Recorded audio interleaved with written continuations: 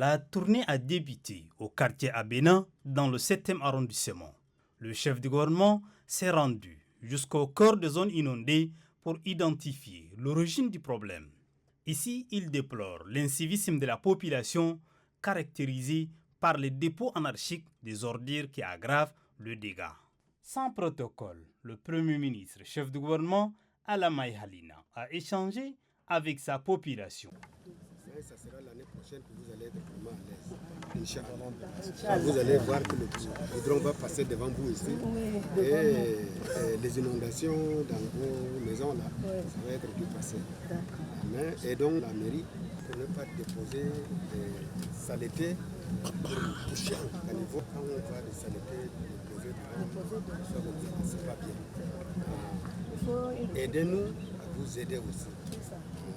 Il faut une équipe de sensibilisation pour le quartier. Parce que nous seulement, on ne peut pas. Donc s'il y a une équipe de sensibilisation qui puisse venir sensibiliser les habitants d'ici. La délégation s'est rendue ensuite au bassin de rétention, non loin de Santana Hotel, avant de se rendre à Amkoundjara, dans le 7e arrondissement. À ce niveau, le Premier ministre a appelé les responsables de la Commission nationale de lutte contre les inondations à œuvrer pour faciliter l'écoulement des eaux de pluie. La visite s'est poursuivie dans le 10e arrondissement, notamment à la station de pompage de Lamadi, une infrastructure stratégique pour l'évacuation des eaux pluviales de plusieurs quartiers de la capitale. Le Premier ministre a insisté sur la nécessité de veiller à son bon fonctionnement. Ensuite, au quartier Hulhojjat, toujours dans le 10e arrondissement, le maire de la dite commune a expliqué que les travaux de bitumage avaient bloqué le passage des eaux.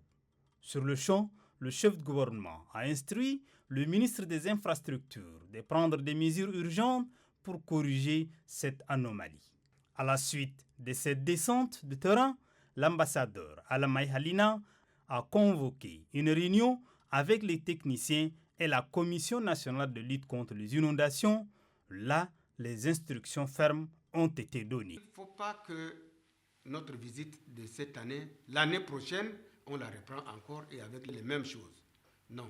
Quand on fait une visite, c'est pour apporter des solutions et que l'année prochaine, on n'a pas besoin de faire sortir tous les membres du gouvernement chaque fois, aller visiter. Vous allez prendre toutes les dispositions nécessaires. Au sorti de la rencontre, le président de la Commission nationale de lutte contre les inondations rassure que toutes les instructions du Premier ministre seront traduites en actes. Comme l'a rappelé le Premier ministre, nous devons rester vigilants. Parce qu'à date, nous avons, au niveau du Chari, un niveau d'eau, cette année, supérieur de 41 cm3 par rapport au niveau d'eau à la même période de l'année dernière. Mais en Djamena, les divers chantiers qui ont été réalisés ont permis, et y compris aussi les canalisations qui ont été réalisées par les différentes mairies, par le projet Pilier. Donc, les choses sont moins alarmantes que l'année dernière à la même période, mais nous devons rester vigilants et rester mobilisés. À l'issue de cette rencontre, le chef de gouvernement a rappelé l'urgence d'une action coordonnée pour faire face aux d'éventuelles inondations. Contre les inondations reste une priorité pour le maréchal Mahamad Idriss Déby Itno.